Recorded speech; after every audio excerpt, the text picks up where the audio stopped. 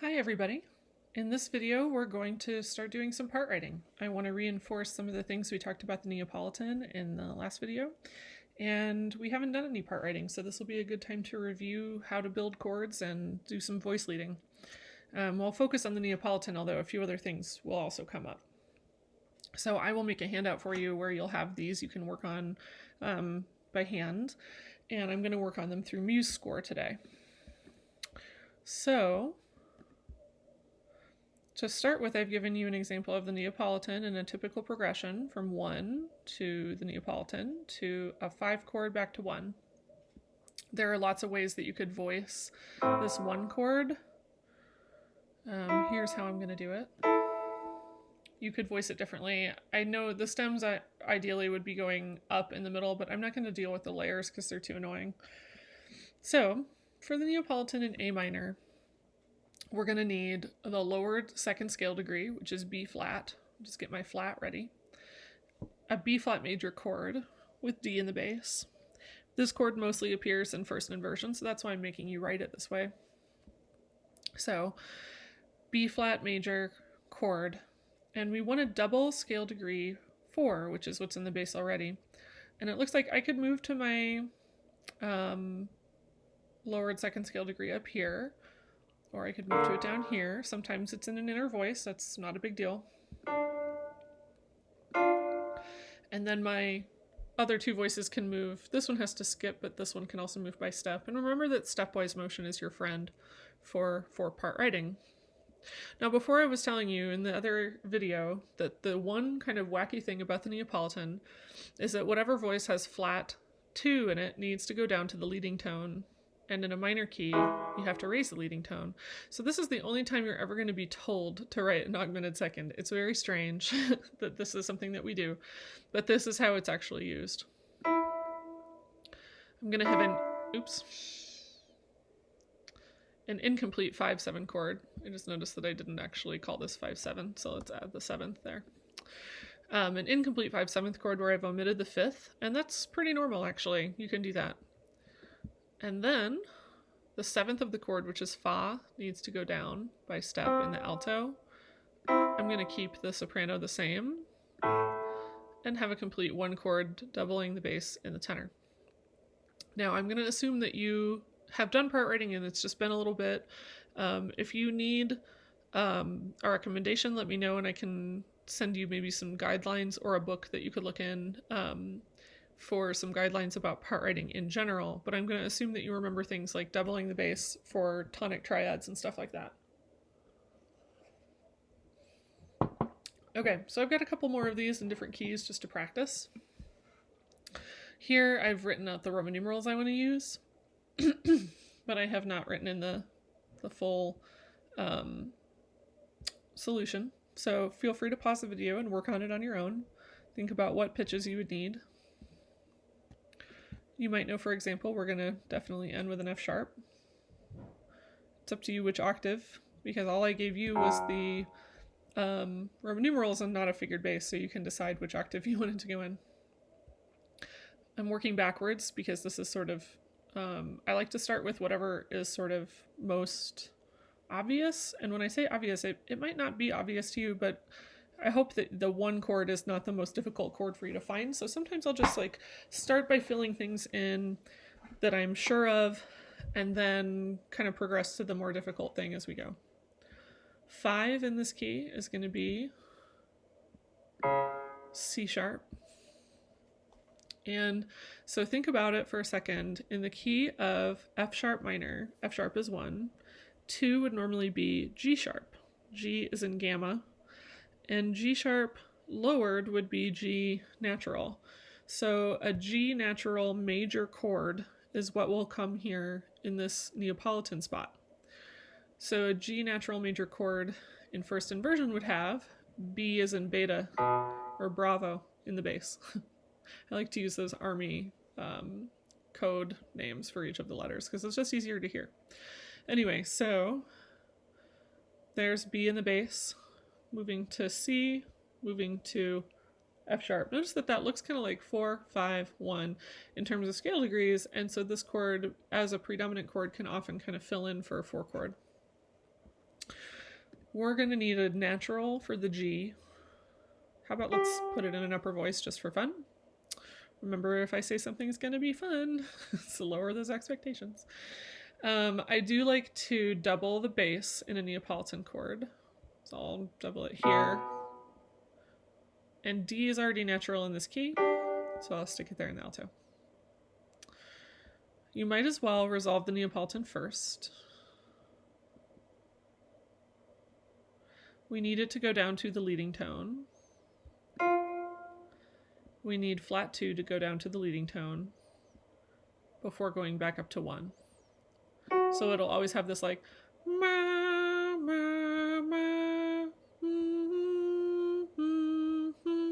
kind of a feeling to it.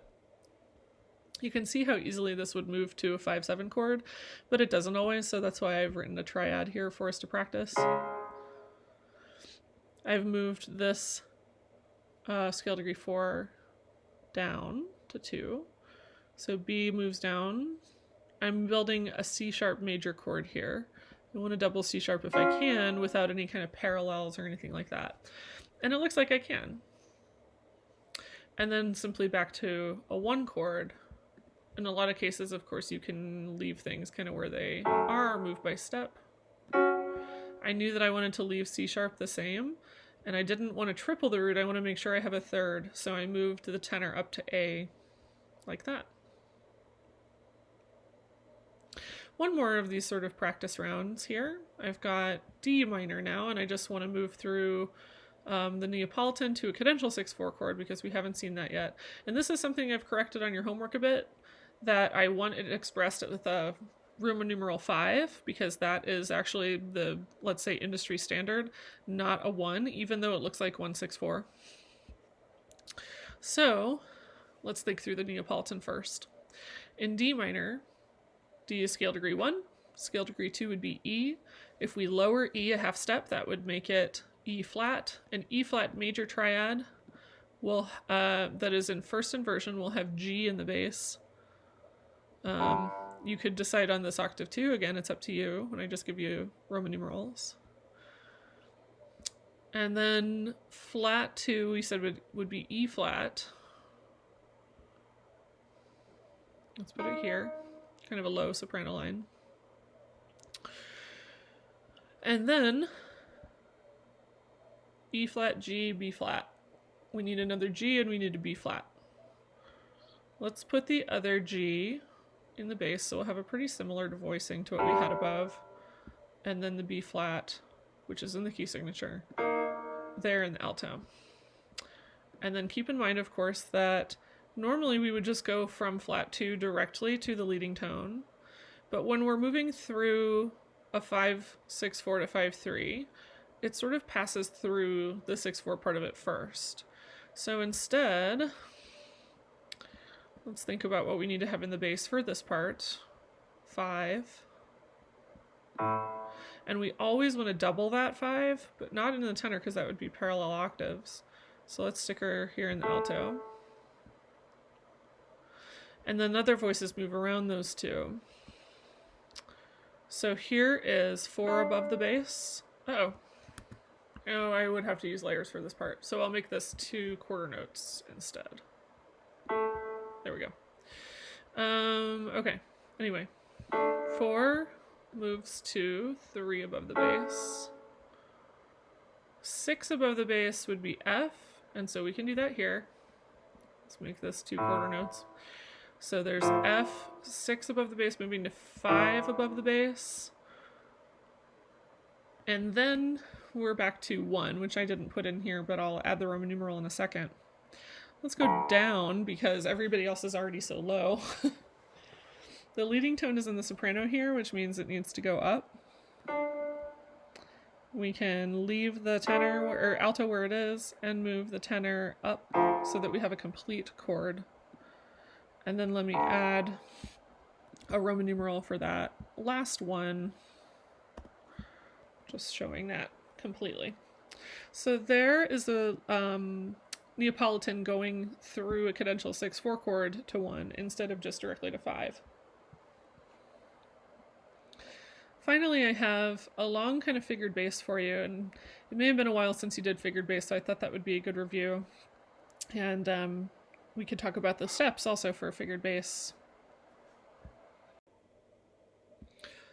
So we'll have a few things to kind of review as we go along. In terms of where to start, if I just put this in front of you and you're like, ugh, this is a lot, I'm not even really sure what to do first, then I would recommend going through and doing the Roman numerals first. I recommend that anyway, even if you feel comfortable with this, because I think that helps you know what chords you're actually looking at. So, of course, we'll start with 1. And then I think one thing that could be good to do is go through and look for chords that have nothing underneath them, because that means that they're in root position. There aren't a ton in this one that I've written for you, but that's okay. Here's one. If it's got nothing underneath it, it means it's in root position, meaning this is 3, which is an uppercase chord, major chord in this key.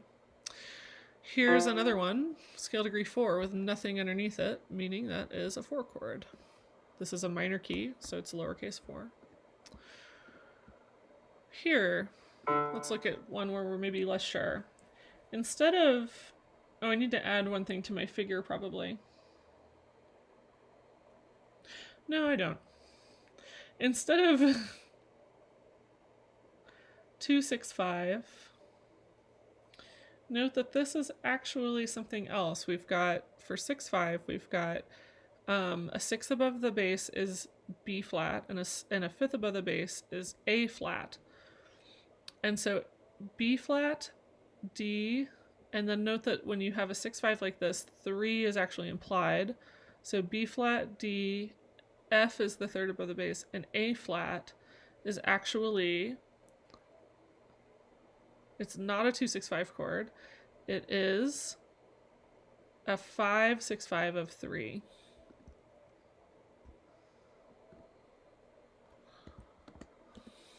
So 5, 6, 5 of 3. All right, going to 3. Now you'll notice I rewrote the 6, 5, even though there's a 6, 5 here, and students a lot of times say to me, like, but why can't I just squeeze the Roman numeral in next to the figure? And that's because, for example, like, sometimes the symbols in the figures don't belong in the Roman numeral, like naturals and flats and such. So that's why I like to rewrite it every time. That does clutter it up a little bit, but I think it's worth it. Kind of wish that this was down here so they could all be on the same plane. So let's keep it like that. Okay, we know that we're going to 4, and right before that we get E natural with a flat 7 underneath it. 7 above E would be D is in delta, and the flat 7 means that it's a D flat. Remember that when you see 7 like this, that means that 5 and 3 are implied as well, meaning that B flat and G are also implied with no alterations to them at all. So that means that we would have E, G natural, B flat, and D flat, and that chord is fully diminished. And there's no E natural fully diminished chord in the key of C minor, so we know that that is a secondary chord of 4. So could it be 5 or 7 of 4? Yes, indeed. A fully diminished 7 of 4 would have all of those things in it. So this is 7 of 4. If you want to write this, the arrow notation where you would write 7 and then an arrow going over to 4, that's fine, but it's harder to do in this notation software, so that's why I'm just doing it like this. All right, so then let's go to the end and work backwards a bit. At the end, we know we're probably going to end on 1, right? It's just got some suspensions, so don't let those freak you out or distract you. Those are just suspensions above the 1 chord. So it's going to be 1, and then it's also going to have 9 going to 8, 7 going to 8. I don't know why it's doing that. Well, let's look at the end. I'm going to actually break the rule that I just gave you and tell you that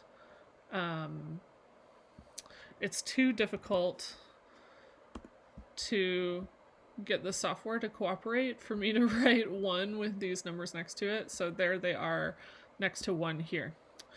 And this, of course, I hope you'll start to recognize as your 5 chord. I'm going to break that same rule, and we'll put the 5 next to these things.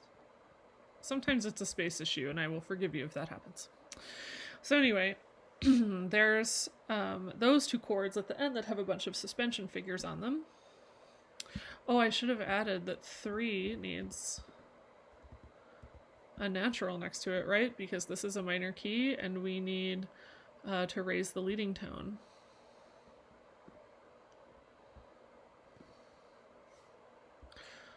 Okay, so let's keep going backwards. This is F sharp, going to G. We know that the F sharp has a 7th above it, which would be E flat, and there's nothing next to the 7, so we know that it is E flat.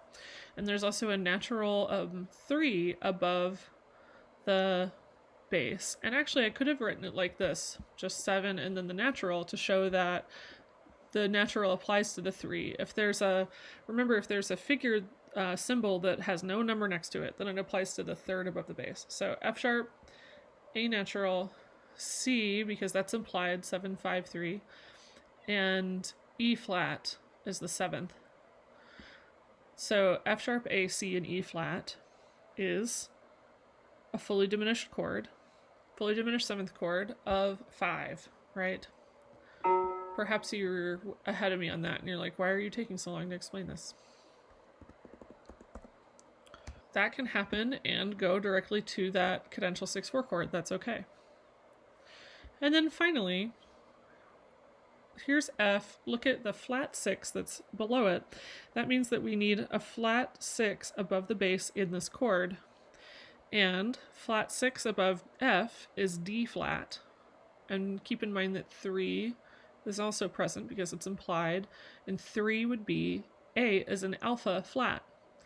And so that means that we would have D flat, F, and A flat in this chord.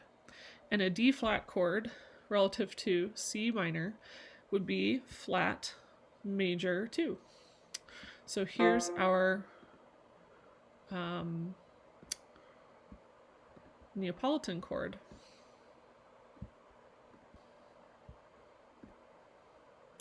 Flat 2, major 2 with a 6. Just like that. So there's our special Neapolitan chord, the chord of the week. And notice that instead of going directly to 5, I actually interjected a fully diminished 7th chord to 5, and I did that because that is the progression that was in the Schubert song that we looked at in the other video, and I wanted to give you a chance to kind of model it here in a figured bass. So let's go through now and build some chords. I think it would be good if all of us started with the same 1 chord, but of course you're free to do this however you feel like it. So, oops, no. 3rd would be good there. So here's how I've built that. The 1 chord like that. And then for 5, 6, 5 of 3, that means I need a 6 above the bass would be B flat. So I can move to B flat by step here. A 5th above the bass would be A flat, and I can move by step to A flat there. B flat, D, F is the next note that I need, and I could put that in the tenor and move by step. And then move without too much movement back to 3. So notice that they move by step, and they move by step, and they move by step. Okay, so then for my fully diminished 7 of 4, I need E, G, B flat, and D flat. Here's my B flat. G's already in the chord as well. Those 2 are already there. And then I can move down, I can move down to D flat here. I need to add a flat to it. And then, actually these need to be 8th notes as well.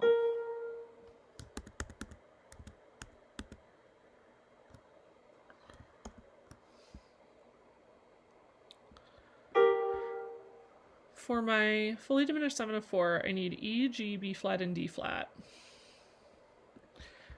G and B flat are already in the chord previous, so they don't have to move very far. D flat I need to add a flat to. It's not in the key signature, but I can put it in the tenor right there. And then I can move to the 4 chord, which is F, A, C, right? And we want a double F. So we'll put my second F there in the alto. Sopranos can move down to A flat. The 7th of this chord needs to resolve down to C. And so everybody has a place to go where they're supposed to. Now notice how easily we'll be able to move to the Neapolitan. So the Neapolitan is D flat, F, A flat. Here's an F already. Here's another F already, and oops, that's what we want to double. No. We want an A flat in the chord, and we want a D flat, and I can move very easily to the D flat there. So it comes together pretty smoothly. So there's our Neapolitan, and again, we're going to interject this 7/7 of 5 into the mix before we get to the real 5. So F sharp, we know that we need A natural from that natural below the 7. F sharp, A natural, C, and E flat. Now I think the smoothest thing to do here would be to move the A to A natural, move the F to E flat, and move the D flat down to C. I like how those fully diminished 7th chords are built of 2 different tritones. When you stack them like that, it looks cool. Okay, so there's fully diminished 7 of 5. And keep in mind then, when we're going to do this cadential 6/4, we want to double the bass, and we can follow the numbers. 8 to 7. 8 above the bass is... Oh, right, I need this to be 2 quarter notes as well. Let's go ahead and do that. 8 above G is G. That's going to go down to 7 above G.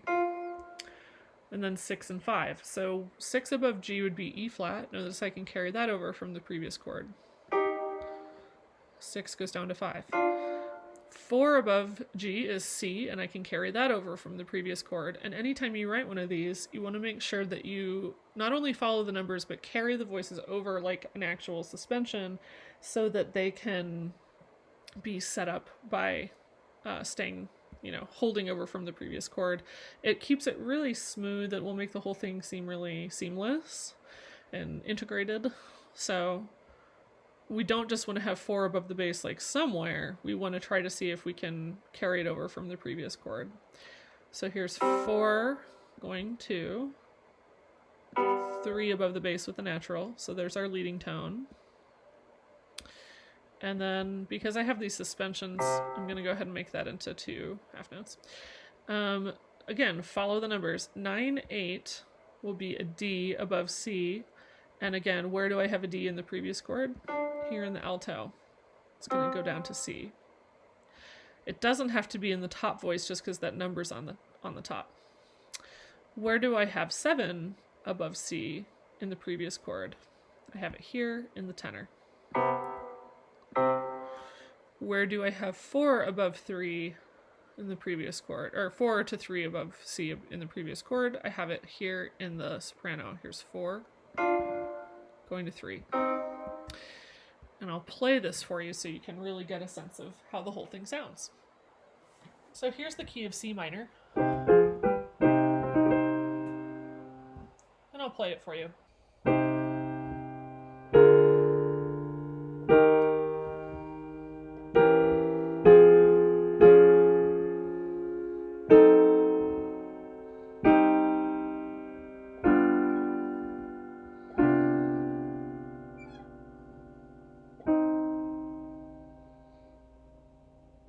You can see how much variety we can create in one of these progressions by adding in some secondary chords and also that Neapolitan.